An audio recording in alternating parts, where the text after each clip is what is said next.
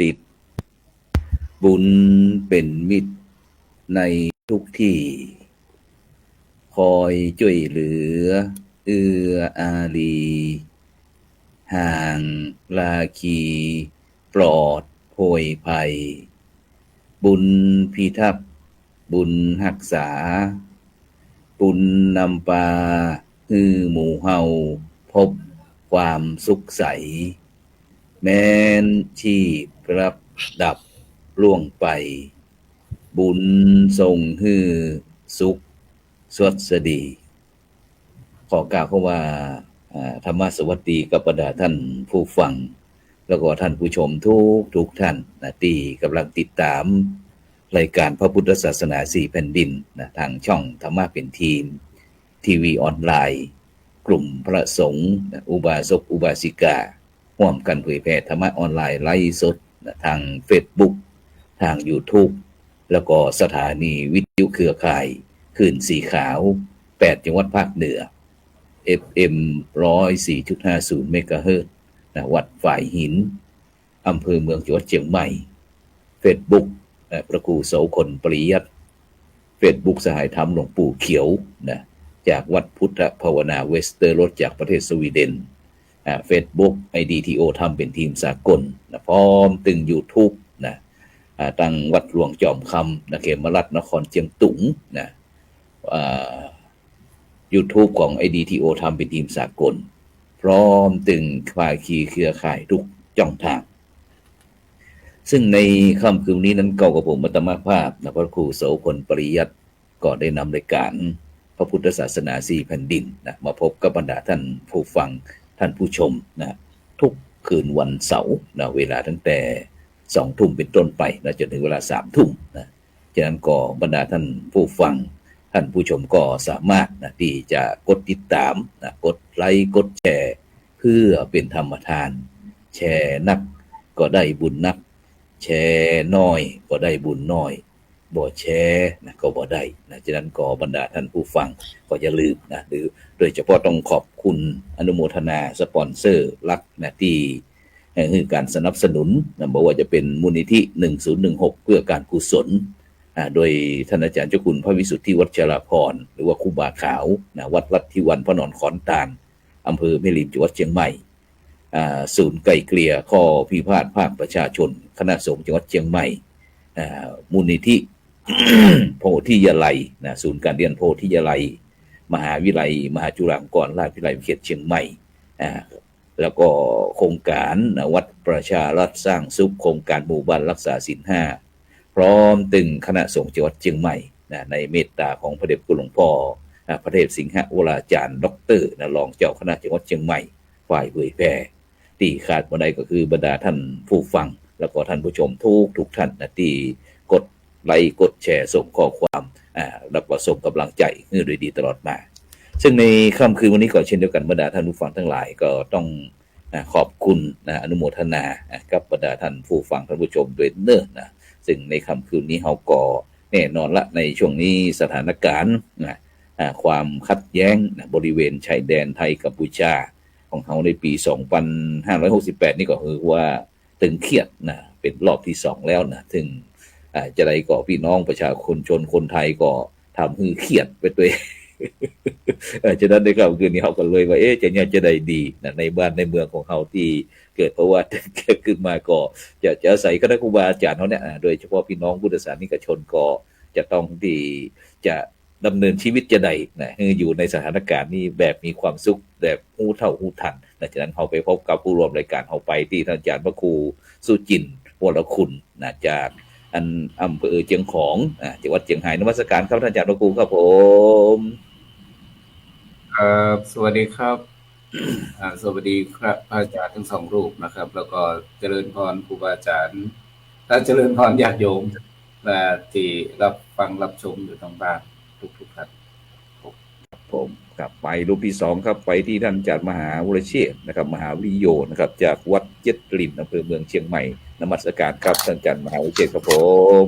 ครับนมัสการอาจารย์พระครูสุพลแล้วก็พระอาจารย์พระครูสุจิวรคุณรวมถึงพระมหาเถรนุเถระ ขอสวัสดีความสวัสดีจงมีบังเกิดมีแก่ศรัทธาญาติโยมที่ติดตามรายการพุทธศาสนาสิบเป็นนี้ทุกท่านทุกคนเลยนะครับสาธุครับสาธุครับ ซึ่งโดยเฉพาะนะครับในวันนี้นะครับตั้ง3รูปของเราโดยเฉพาะท่านอาจารย์มหาวริเชษฐ์มหาวิโยนี่หายหน้าไปหลายอันเสากันแล้วเนาะ บอกว่าไปทางใดมาทางใดเป็นจะใดพ้องครับผมจอห์นครับอาจารย์ครับก็เนื่องจากว่าประมาณต้นพฤศจิกาก็นำคณะไปเก็บข้อมูลเพิ่มเติมเกี่ยวกับครูบาศรีวิจัยของเราแล้วก็วันที่29ถึงวันที่2ไปส่งสายร่างกายของพระครูบาน้ำแสงจิตตปัญโยอดีตเจ้าอาวาสวัดสมแจ้งเมืองยองนะครับแล้วก็ส่วนมากก็ทำงานแต่นี้แหละครับไปมาก็เนื่องจากว่าช่วงนี้เขียนดุษฎีนิพนธ์ก็ค่อนข้างที่จะเก็บข้อมูลหน่อยเก็บข้อมูลเนื่องจากว่าผมทำเรื่องการเกี่ยวกับกรรมฐานที่เมืองยองเนื่องจากว่าเอกสารที่เมืองยองนั้นก็คือยังมีประจักษ์พยานอยู่แล้วก็การสมถกรรมฐานเหล่านี้ที่เมืองยองก็ยังใจกันนักอยู่ก็เลยสนใจที่จะศึกษาเรื่องนี้ก็เลยต้องเร่งปฏิวัติเอกสารที่มันให้ได้นักที่สุดครับผมครับครับสาธุครับไปที่ท่านอาจารย์พระครูสุจินต์วรคุณนะครับอาจารย์ครับไปเป็นจะได้พ้องตั้งเจียงของเฮาเลาะแขมน้ำโขงช่วงนี้บรรยากาศเป็นจะได้พ้องครับผมครับตอนนี้เจียงไฮ้บรรยากาศดีครับอาจารย์ครับสู่ถ้าเป็นเจ้าบ้านก็สู่ยุคของการท่องเที่ยวกำลังอากาศกำลังดีครับอุณหภูมิก็13 14องศา15องศาครับก็ถือว่าเป็นช่วงเวลาที่พวกแอลม่วนเนาะถ้าเป็นเจ้าบ้านเนาะคณะสงฆ์ก็พักผ่อนได้ครับถ้ามีโอกาสมาทางเชียงรายก็มาแวะเยือนเมืองเชียงของเมืองสงบครับเมืองสงบถ้าเชียงรายเนี่ยอาจารย์ครับถ้าแหล่งท่องเที่ยวดีอาจารย์แนะนำที่ไหนเด็ดของอย่างนี้เชียงของเลยครับต้องเชียงของเลยแหละเชียงของว่าเชียงของเป็นแดนสงบเป็นเมืองสงบพักผ่อนสบายๆบ่มีที่ท่องเที่ยวที่เป็นอะไรที่ดังนะครับแต่ว่าเป็นเมืองที่พักผ่อนอาจารย์ในความคิดของผมนะครับว่าเมืองเชียงของเป็นเมืองที่น่ามาพักผ่อนนะเป็นมุมสงบครับมีที่พักเยอะครับเพราะว่าจะเป็นคณะสงฆ์ก็มีที่พักผ่อนเยอะมานะครับเชียงของครับเป็นเมืองสงบสบายๆครับผมติดกับน้ำโขงแล้วก็ถ้าเรามีโอกาสไปทางลาวก็ได้นะครับไปพักผ่อนทางสปป.ลาวบรรยากาศก็จะเป็นบ้านเฮาเสมือนสมัยก่อนนะบ่ทันสมัยเกินไปบ่ล้าสมัยเกินไปกำลังดีครับผมครับถ้าเราจะข้ามไปพี่น้องสปป.ลาวนี้ท่านอาจารย์ช่วยแนะนำได้ว่าเราจะข้ามจะใดข้ามที่ไหนจังใดวิธีการเนี่ยจะได้ข้ามจะมี2จุดครับผมโดยทั่วไปแล้วถ้าเป็นเขาจะไปตามเมืองนะครับเพราะว่าเมืองติดอำเภอเชียงของเป็นเมืองบ่อแก้วแขวงบ่อแก้วครับผมเมืองห้วยทรายครับแต่ถ้าเขาจะไปแขวงอื่นต่อจากแขวงบ่อแก้วเนี่ยต้องข้ามด้วยพาสปอร์ตการก็ข้ามสะพานมิตรภาพไทยลาวแห่งที่4ครับผมข้ามโดยข้ามไปก็จะมีรถรับส่งนะครับเป็นเอาว่ารถเวียนครับไทยลาวไทยครับผมส่วนถ้าเอาไปบักไก่ครับผมเอาไปบักไก่ก็ข้ามเรือครับข้ามเรืออาจจะม่วนกว่าข้ามรถผมเรียกว่าข้ามเรือก็จะมีท่าเรือบักซึ่งเป็นท่าเรือของไทยถ้าเป็นแต่เรือลาวเป็นท่าเรือขอนแก้วข้ามไปครับผมค่าข้ามก็50 บาทครับ50 บาทครับผมตรงนี้นั้นใจใบบัตรอย่างผ่านข้ามไปครับข้ามเรือนี้ใช้บัตรประจำตัวประชาชนเราไปทำบริพารครับบริพารที่ว่าการท่องเที่ยวเชียงของก็ไปกับได้กี่วันครับไปได้กี่วัน อยู่ได้3 วันนอน2 คืนครับถ้าเป็นรถไฟฟ้าแต่ห้ามข้ามเมืองห้ามข้ามแขวงไปถ้าข้ามบ่อแก้วกับเข้าบ่อแก้วถ้าห้วยทรายกับห้วยทรายเลยเนาะครับผมเมืองห้วยทรายออกนอกพื้นที่บ่ได้มีจุดผ่อนปลนอยู่ที่หลายจุดครับที่เชียงแสนก็มีข้ามเชียงแสนก็ได้ข้ามเชียงของก็2 จุดนะครับแล้วก็จุดผ่อนปลนที่จังหวัดพะเยาเพราะว่าครั้งก่อนนี้อันก่อนเข้าภาษาปีนี้อันแรงๆก่อนนี่เนาะอันเปิ้นได้มีการอันป่าทรายที่ขุดเจอพระอย่างต่างๆนะครับอาจารย์ครับบ่ฮู้ว่าในปัจจุบันนี้พี่น้องตั้งประชาชนคนไทยพี่น้องพุทธศาสนิกชนตึงอันอย่างต่างๆนี่น่าจะข้ามไปสักการะบูชาอยู่เนาะครับข้ามไปอยู่ครับอาจารย์ครับแต่ถ้าจะสะดวกเนี่ยคือข้ามที่อำเภอเชียงแสนครับข้ามไปเด็กอำเภอเชียงแสนเพราะว่าเมืองเชียงแสนจะตรงกับข้ามเมืองต้นพึ่งนะครับซึ่งอยู่เป็นตีอยู่ของวัดตีปฏิสถานองค์พระติคุตปะนะครับไปบักไก่แต่ถ้าเข้าเชียงของเนี่ยระยะเดินทางจะหลายกิโลอยู่ครับประมาณ40-50 กว่ากิโลแต่ว่าไปทางประเทศลาวบอกมันบ่เหมือนเอาเนาะสถานตามเปิดแคบครับถ้าไปก็จะใช้เวลาประมาณ3 ชั่วโมงเข้าทางบอกแต่ถ้าไปเชียงแสนเนี่ยน้อยเดียวครับมีรถส่งไปน้อยเดียวก็ข้ามได้2แบบก็คือข้ามตังสะพานเนาะสะพานมิตรภาพแล้วก็ข้ามด้วยเรือก็ได้นะครับเนาะถึง2ระบบครับผม2ระบบไปแล้วก็รู้สึกว่าเหมือนกับบ้านพี่น้องๆครับเรื่องความสะดวกความปลอดภัยอย่างต่างๆนี่ใช่ครับเพราะว่าสปป.ลาวเนี่ยครับบ้านเฮาเนี่ยจะอู้เป็นภาษาสำเนียงคล้ายกันเพราะนั้นการสื่อสารใจลาบด้วยเนาะครับผมแล้วก็เงินก็จ่ายเงินไทยได้ครับ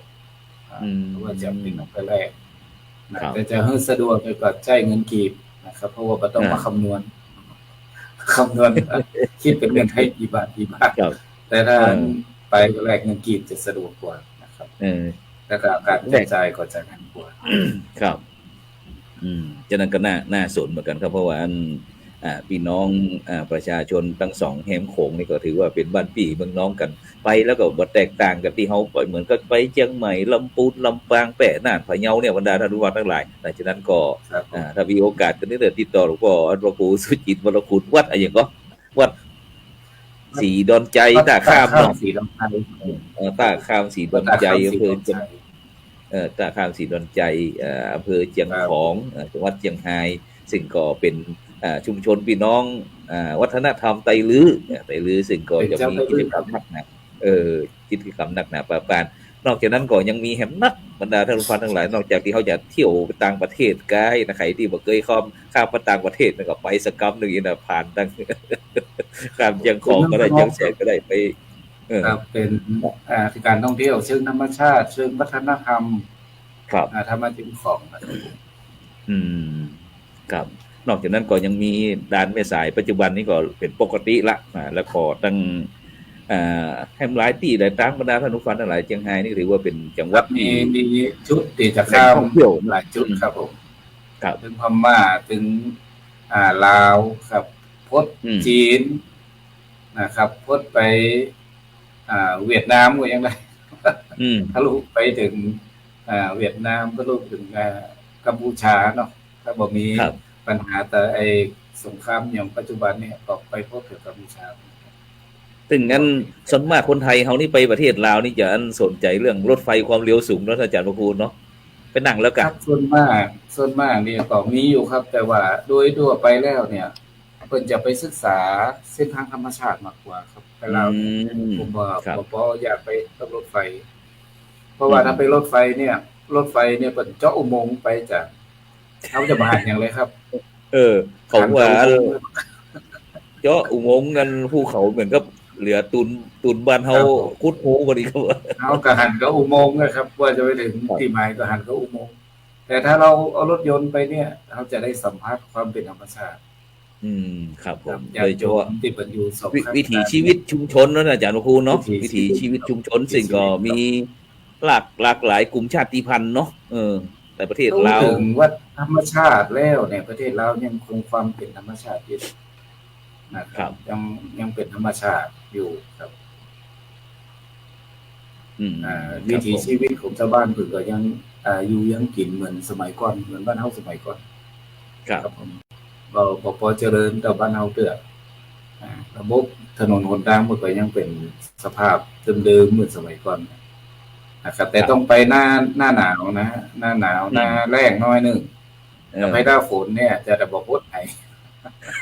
ถนนทางเพร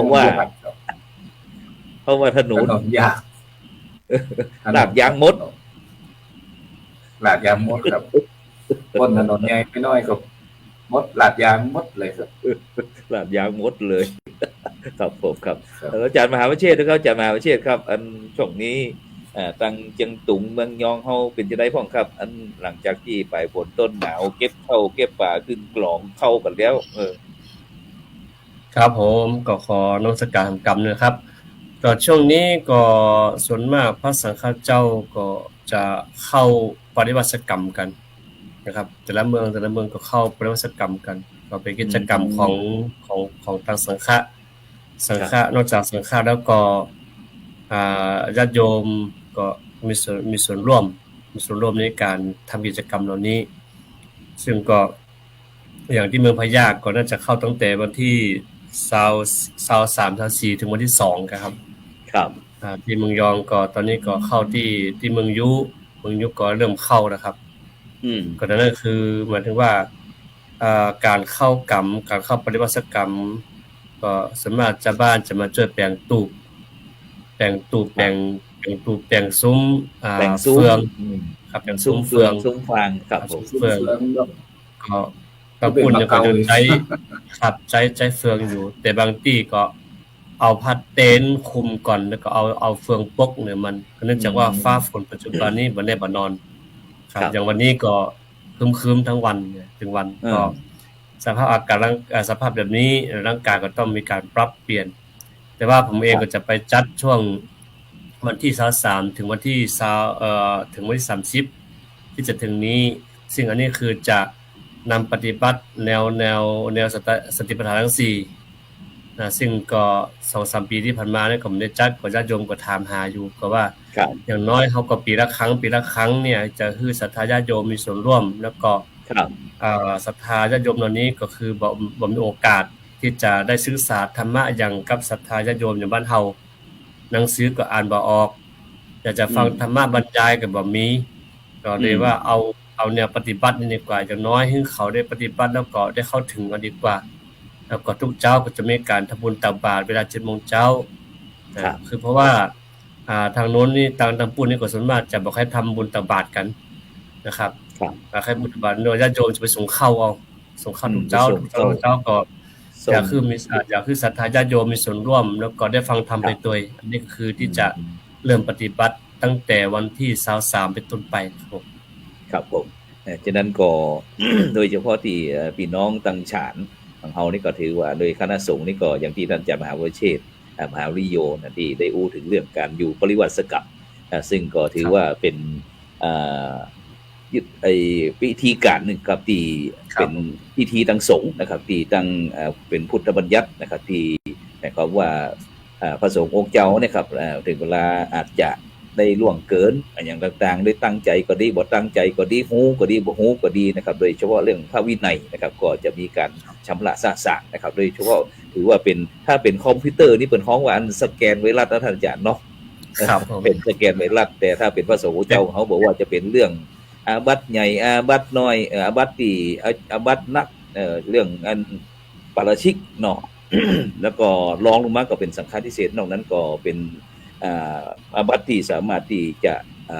ชำระสะสางโดยการปรงอาบัติของนะครับแต่ทั้งนักทางสังฆาทิเศษก็จะเป็นอย่างที่ก็ปริวัติสกับที่อาจารย์มหาวิเชษฐ์มหาวิโยได้อู้เนี่ยบรรดาท่านผู้ฟังทั้งหลายฉะนั้นก็สิ่งเหล่านี้ที่จะทำให้พระพุทธศาสนาเฮาบริสุทธิ์พุทธผ่องนะเมื่อพระสงฆ์เจ้าเฮาอยู่ในศีลในธรรมในธรรมในวินัยต่างๆก็จะทำให้พระพุทธศาสนาของเฮานั้นบ่มัวหมองอาจารย์พระครูสุจินต์เนาะบ่ฮู้ว่าอันอาจารย์พระครูสุจินต์อันเกี่ยวกับเรื่องปริวัติกรรมไหนๆก็อู้มาแล้วบ่ฮู้ว่าตั้งจังไห้เฮาเป็นจังได๋พ้องก็มีอยู่ครับจังไห้ก็มีหลายจุดครับจัดปริวัติกรรมกัน นะครับที่วัดหลวงพ่อเจ้าคณะจังหวัดวัดพระธาตุผาเงานะครับเชียงของก็จะมีของพระอาจารย์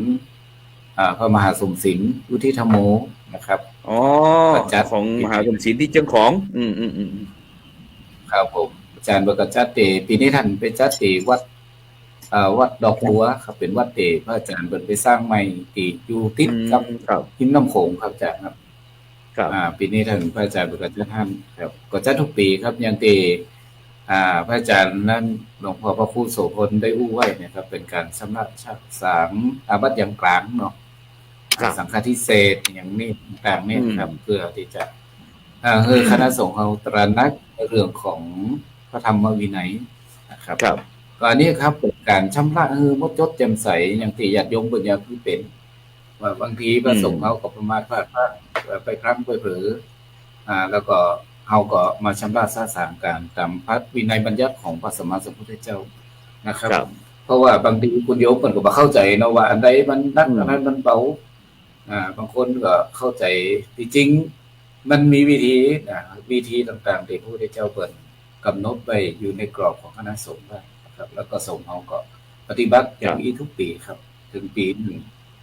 ก็ออกพรรษาแล้วพระเจ้ามาปุ๊บก็จัดปริวาสกรรมกันไปสำนักสาสางพระธรรมพระวินัยนะครับอาบัติที่พระพุทธองค์เปิดในบัญญัติไว้นะครับเขาก็ทำกันทุกปีเพราะฉะนั้นบ่ต้องห่วงนะญาติโยมก็บ่ต้องห่วงว่าพระสงฆ์เขาจะประมาทพลาดพลั้ง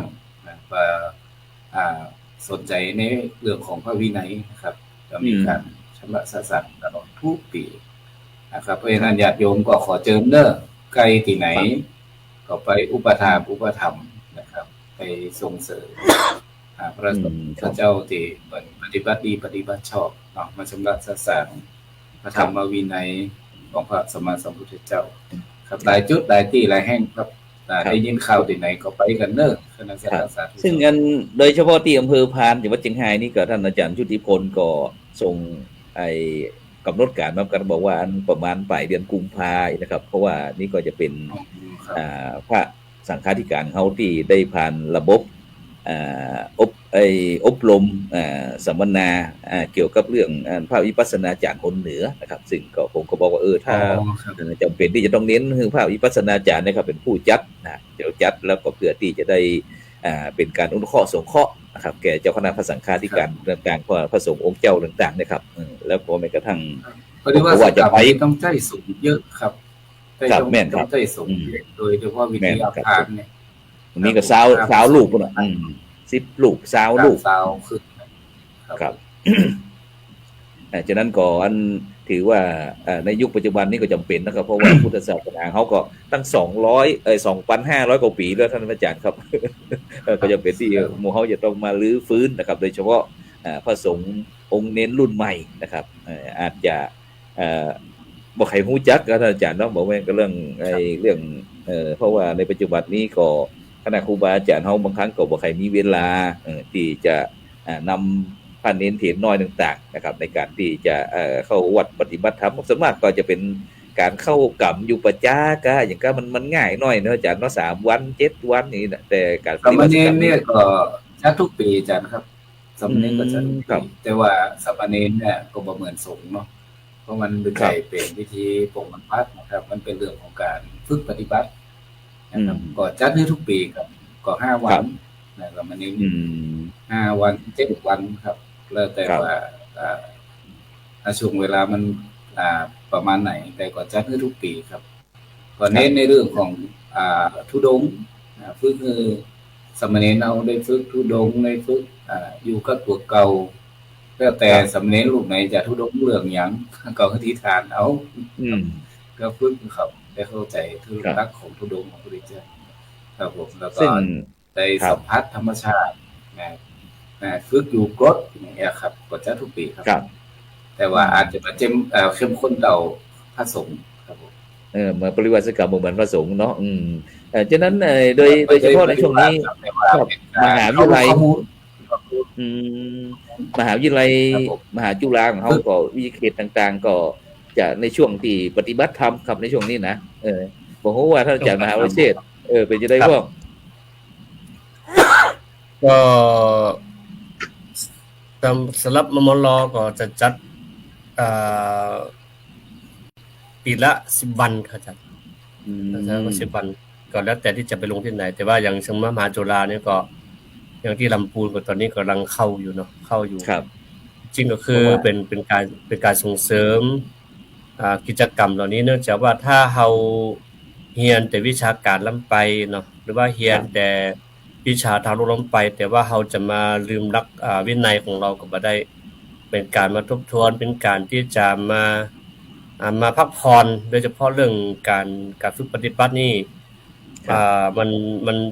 มันทำให้จิตใจของเราเนี่ยเบิกบานแล้วก็เป็นการที่ทำให้เรารู้สึกฮู้ซึ้งกว่าตำราในการปฏิบัตินี้มันจะซึ้งกว่าตำราเพราะตำรานี่มันมโนภาพมันนักนำไปมโนภาพนำไปแรงก็มันเป็นแรงจูงใจที่จะเป็นคือเราเข้าสู่แก่นธรรมหลังจากที่เราได้อ่านตำรามาปึกปลือมาจากครูบาอาจารย์แล้วนี่เราก็เอาทฤษฎีเหล่านั้นมาลงมือปฏิบัติ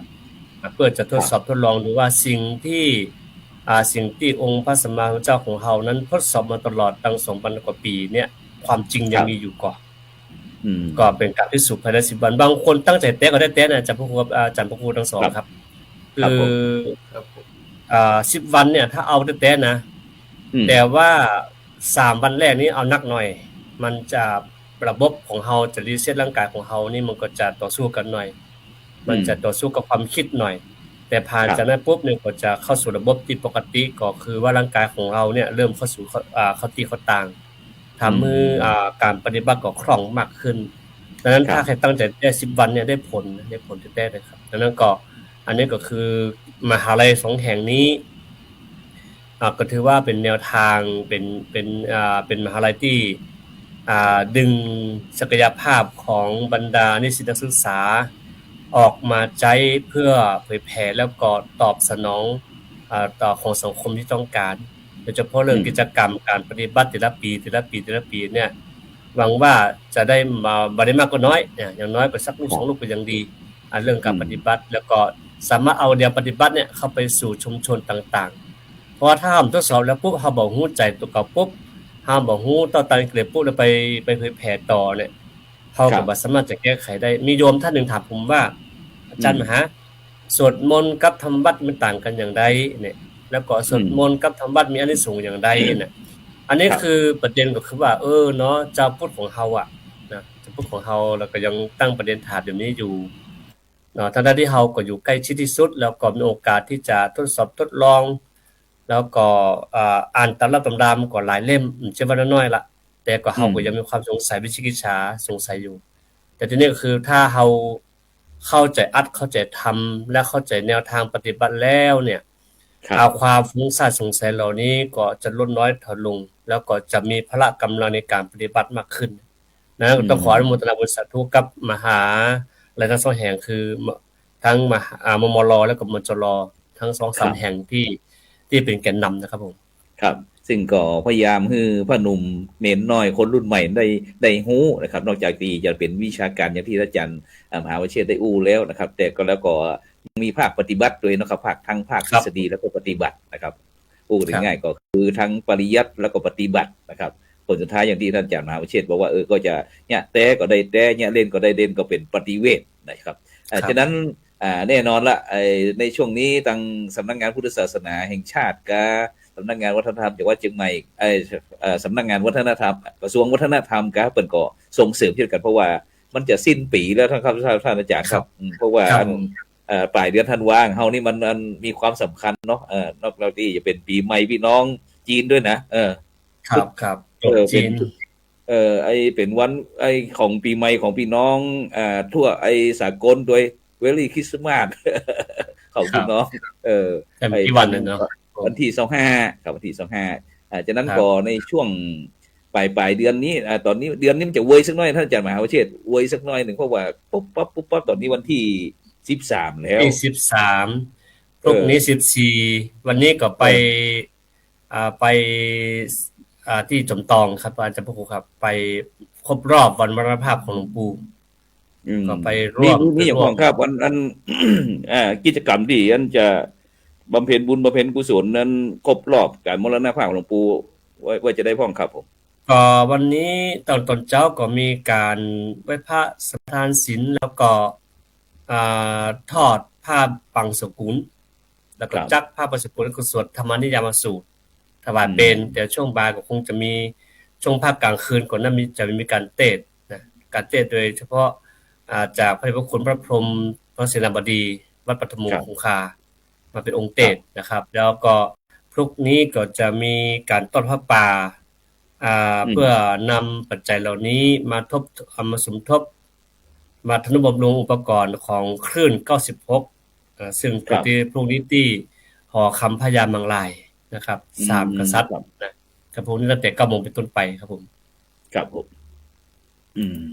จากนั้นก็ในช่วงนี้นะฮะก็อย่างที่อู้กันในบรรดาท่านผู้ฟังทั้งหลายจากนั้นก็จำเป็นที่หมู่เฮาทั้งหลายจะต้องอวยต่อข่าวสารสักหน่อยนึง เพราะว่านี่ก็ได้เดินทางไปที่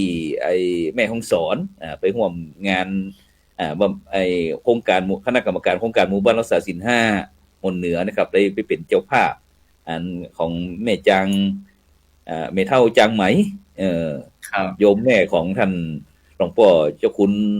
เจ้าคณะจังหวัดแม่ฮ่องสอนที่วัดห้วยขางตำบลป่าแปะอำเภอเมืองจังหวัดแม่ฮ่องสอนเนี่ยแต่ว่าในวันนี้ก็มีพิธีพระราชทานเพลิงศพนะครับซึ่งคณะกรรมการการหมู่บ้านห้างเขาก็ไปเป็นกันก็เป็นตัวแทนเปิดนะครับฉะนั้นก็กลับมาก็รู้สึกว่าออดแล้วก็ในวันพรุ่งนี้เดี๋ยวคุณหลวงพ่อพระเทพสิงห์วราจารย์ประธานตรวจเยี่ยมโครงการวัดประชารัฐสร้างสุขคนเหนือก็จะออกนะครับเดี๋ยวคนนี้อย่างว่าเนาะแรกๆก็ว่าเกิดว่าจะไปตัวเพิ่นอยู่คนนี้แบบว่าสักวันจันทร์นี่ก็จะเข้าโรงพยาบาลพ่องอีกกูก็ท่านอาจารย์พระครูสุจินต์นอกรอบคิดว่ามันโดยเฉพาะเรื่องสุขภาพร่างกายท่านอาจารย์พระครูสุจินต์เนาะว่าในช่วงนี้อากาศมันเปลี่ยนแปลงเยอะแล้วเยอะร้อนก็ซ่อมเยอะนะครับดีมันซ่อมได้นะอาจารย์พระครูเนาะซ่อมได้ดีกว่าซ่อมไม่ได้นะเนาะมันเป็นจริงๆเจ้าก็ซ่อมก่อนครับซ่อมก่อนจะไปปล่อยคือเป็นหลายแม่นครับฉะนั้นในช่วงปลายปีนี้ส่งท้ายปีเก่าจะต้อนรับปีใหม่นี้ผมว่าตั้งอาจารย์พระครูสุจินต์ได้วาง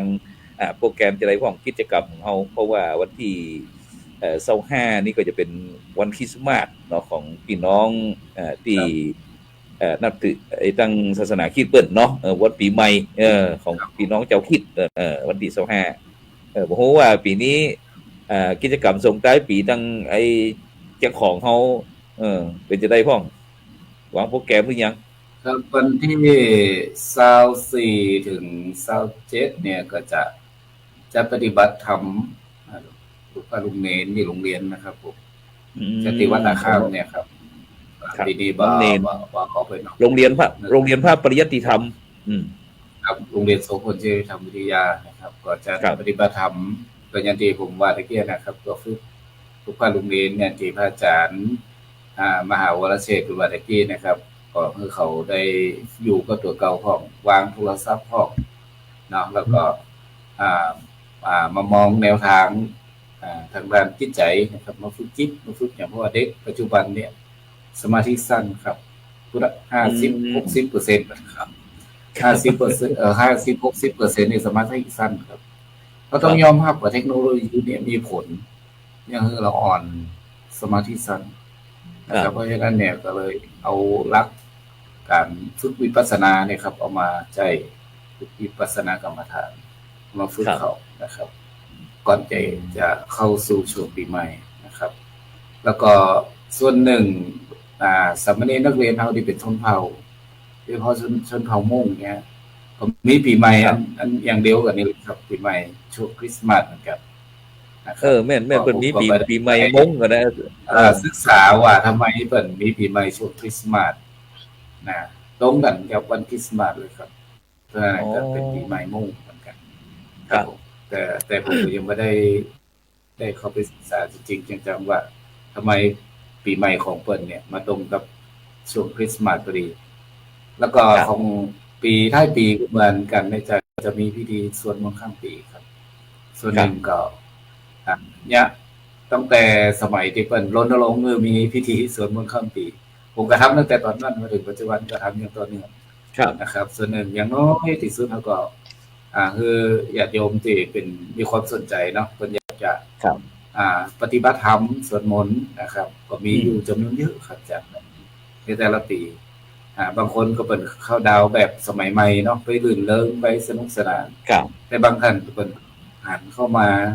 เข้าดาวแบบเอาธรรมะนะครับจะลงจิตใจเป็นบอกว่าช่วงท้ายปีอย่างน้อยที่สุดก็มาปฏิบัติธรรมเนาะเพื่อ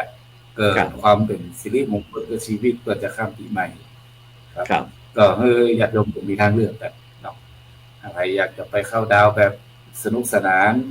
ฟังคอนเสิร์ตดูคอนเสิร์ตเนี่ยก็อันนั้นก็เลือกไปแต่คอนเสิร์ตปีนี้ก็คงบ่ได้จัดตลอดทั้งปีครับอาจารย์พระครูเพราะว่าอันไว้ก็คงจะมีอยู่นะผมดูแล้วแต่ว่าบ่ได้จัดยิ่งใหญ่อลังการเหมือนทุกปีเนาะคงจะมีอยู่ครับก็เพิ่นบ่ได้ทางการก็เพิ่นก็บ่ได้ห้าม 100% เนาะบ่ได้ประกาศห้าม 100% นะครับแต่ว่าก็เพิ่นบอกว่าจัดให้เหมาะสมเพราะฉะนั้นความเหมาะสมนี่ครับคงจะจัดอยู่ครับจัดให้อยู่ครับเหมาะสมคงจะมีคนจัดอยู่แต่ของเราก็เป็นทางเลือกนึงสำหรับญาติโยมที่บอกว่าอยากในส่งท้ายปีเก่าต้อนรับปีใหม่สิ่งที่เฮาผ่านมาในชีวิตในช่วงปีนึงมันก็มีทั้งดีทั้งบ่ดีเพราะฉะนั้นจะก้าวเข้าสู่ปีใหม่แล้วเฮาก็หันมาปฏิบัติธรรมสวดมนต์กันข้ามปีครับม่วนแบบนึงญาติโยมเจิญทุกวัดนะครับส่วนมากก็จะจัดเกือบทุกวัดครับผมครับผมซึ่งนั้นหลายท่านหลายคนอาจารย์ก็พยายามว่าบ่ได้ปีนี้มันจะผ่านไปสักทีเนาะคนที่สมหวังก็บอกขอคืออยู่บนเมินคนที่บ่สมหวังรู้สึกว่าเจอแต่ปัญหาในการดำเนินชีวิตก็บอกว่าบ่ได้มันจะบ่สักเตื้ออยู่นะอาจารย์มหาวรเชษฐ์โดยเฉพาะอันนี้ก็ถ้าก็คือที่จริงแล้วนี่เรามีความดีมีของดีในตัวเฮาเนาะแต่ว่าเฮาเนี่ยบ่ได้ใส่ใจเรื่องนี้โดยเฉพาะเฮาถูกโลภะโทสะโมหะครอบงำจิตใจเฮาตลอดคือปัจจุบันนี้ดำรงชีวิตด้วยความทรมานอาจารย์พระครูเนาะคืออย่างนี้อาจารย์พระครูสมพลอู้ตะกี้ว่าเมื่อใดมันจะผ่านไปมันเป็นการย้ำกันเรื่องที่มันไปคบอยู่กับเรื่องที่มันเจ็บแต่ที่นี่เฮาจะทำอย่างไรคือมีอาจารย์ท่านบอกว่าถึงวันทุกเจ้าเฮาเนี่ยอันจังทุกขังหน้าตาศรัทธาญาติโยมก็ฟังจะบ่กล้าแต่เฮาจะอยู่กับมันได้อย่างไรทุกข์จะอยู่กับอย่างใดครับใช่มั้ยฮะสุขมาหาจะอยู่อย่างใดเฮาจะไปกอดไว้อย่างเดียวก็บ่ได้เพราะฉะนั้นเฮาในฐานะว่าชาวพุทธเนี่ยเฮาก็ต้องมีปัญญาอยู่กับความสุขและความทุกข์ตรงนี้อยู่แต่ปรากฏว่าคือทุกวันนี้บทบาทของเฮาบางทีก็ขึ้นไปก็อนิจจังทุกขังอนัตตาแต่ว่าเฮาได้แต่ว่าใจของเฮามันป่องการที่จะเข้าใจเรื่องนี้เนี่ยเฮาก็ต้องมาทบทวนว่าโยนิโสมนสิการเฮาจะทำอย่างไรคือถึงวันนี้มีปัญหาพวกพยายามจะทิบออกแต่พระเจ้าของเฮาคือว่าใจโยนิโสเข้าไปพิจารณาความทุกข์เป็นจังได๋ครับถึงจะได้ประโยชน์จากความทุกข์แต่ถึงวันนี้เฮามีความทุกข์แต่เฮาไม่ได้ประโยชน์จากความทุกข์แต่จะเอาความทุกข์ขวางทำบ่ได้เพราะฉะนั้นเฮาเวลาความทุกข์มาเฮาก็ต้องหาช่องทางมันมาแล้วเหมือนน้ำนองในไปพูดเนาะน้ำนองมาปุ๊บเนี่ยบางทีเฮาก็ถือว่าหน้านี้ปลาขึ้นเฮาได้กินปลาได้กินปลาแต่เพราะว่าของเฮานี่ความทุกข์ในตัวเฮาก็มันอยู่กับความทุกข์แล้วมันอกมันใจเมื่อใดจะผ่านไม่ได้จะผ่านสุดท้ายแล้วมันก็บ่ผ่านอันถ้าเอากองหามันต้องผ่านแต่ถ้ากองหาปุ๊บมันต้องผ่านมันไปละกะมันก็เพราะฉะนั้นเฮาในฐานะที่ว่า1ปีที่ผ่านมานั้นเนี่ยบางเตื้อก็ได้หลายเตื้อแล้วว่าครับตั้งแต่มกรามาถึงธันวานี้เฮามาทบทวนดูว่ากำไรความสุขกับความทุกข์มันจั่งตัวหากันอันใดจะนักจะได้กว่ากันถ้าเฮามีความสุขมากกว่ากำไรชีวิตของเฮาก็ได้กำไรแต่ถ้าว่าความทุกข์เฮามากกว่าแสดงว่าชีวิตของเฮาที่ผ่านมานั้นยังบ่ถูกร่องรอยที่พระองค์วางแผนไว้แบบแผนไว้ เขายังมีปรัชญาในการชีวิตดำเนินชีวิตเพียงพอดังนั้น อืม เขาก็ต้องเริ่มต้นเอาปรัชญาของพระของพระเจ้าของเขาเนี่ยมาพิจารณาโดยเฉพาะเรื่องปัจจุบันนี้อย่างรักกาลมาสูตรที่ต้องมาใจนัก ครับ ก็คือมันเจออย่างว่าบางคนนะสแกมเมอร์มากับโอนแล้วคอลเซ็นเตอร์มากับโอนแล้วโดยที่บ่ได้ไตร่ตรองว่าเป็นไผ ครับ เพราะบางเตื้อบอกว่ามาตะกี้ไปพระอาจารย์ท่านนึงบอกว่าไม่แต่กับผมเองนะอ้างว่าอาจารย์คนนี้ตาย อืม สามารถโอนบัญชีร่วมโอนปัจจัยร่วมทั้งหมดกับผมได้ปรากฏว่าอาจารย์ก็บ่ตาย เนี่ยครับมันคือต้องเพราะฉะนั้นหลักธรรมเนี่ยสำคัญตรงนี้แหละครับว่าโยนิโสมนสิการต้องพิจารณาว่าแต่บ่แต่ถ้าก็สงสัยเปิ้นใกล้ชิดของเขาต้องโทรถามเจ้าตัวว่าแต่ก่อนอันเนี้ยมันจะทำให้ปลอดภัยแต่ปัจจุบัน โอ้ยง่ายมันคำว่าฟังหูไว้หูอีหรอ เนี่ยคืออ้างหน่อยอ้างว่าละพ่อมึงป่วยอยู่ห้องบ้านเนี่ยมันบอกเนี่ยถ้ากำลังดูอยู่เนี่ยคือเฮาก็เจอได้กลัวโอนไปก่อนสุดท้ายได้ปัจจัยเนี่ยมันก็เพราะฉะนั้นคือต้องนักแน่นนะครับคือถ้าภาษาว่าบ่ควรหูเบา ถ้าหูเบาเอาเขาว่าน้ำตาตกในอันนี้ของแต่นะครับ เนาะฝากไว้นะครับสาธุครับ ครับสาธุครับซึ่งบรรดาท่านผู้ฟังท่านผู้ชมทั้งหลายก็คงจะได้ยินท่านอาจารย์มหาวชิรได้อู้ถึงว่าต้องใจรักพินิจพิจารณาฟังหูไว้หูมีเหตุมีผลต่างๆถึงแม้ว่าจะใจเหตุผลเนี่ยก็ได้เนี่ยตั้งใต้ก่อนน้ำท่วมตั้งเหนือก่อนหนาวตั้งภาคกลางก่อนน้ำท่วมน้ำแจ้น้ำอยู่คัน 4-5 เดือนแล้วตั้งฝั่งอีสานมันก็ตุ้มต่ำทีนี้อาจารย์ครูปัจจุบันเนี่ยคนไทยเฮาบ่ฮู้ว่ายิ่งมาเปิดตั้งไลน์ตั้งเฟซอย่างต่างๆเนี่ยบ่ฮู้ว่าอย่างเป็น AI ว่าอย่างเป็นเฟกนิวอย่างกีปะทะต่างๆเนี่ยอาจารย์ครูคนไทยเฮารู้สึกว่ามันความตุกมันตกตะกอนนะอาจารย์ครูสุจินต์ฉะนั้นน่ะในช่วงวิกฤตแบบเนี้ยประชาชนคนไทยเฮาได้รับเนี่ยในฐานะที่ทางพระพุทธศาสนาเนี่ยอย่างที่ท่านอาจารย์มหาวชิรได้ว่าใจรักโยนิโสมนสิการพิจารณาโดยแยบคายโดยรักเหตุผลแล้วท่านอาจารย์พระครูว่าอย่างพวกที่คณะสัตยาญาติโยมพี่น้องพุทธศาสนิกชนเฮาจะสามารถนำหลักธรรมอย่างต่างๆเอามาใช้ในการดำเนินชีวิตในปัจจุบันที่ว่ายุคมาเดียวเนี่ยที่มันร้อนแรงเสีย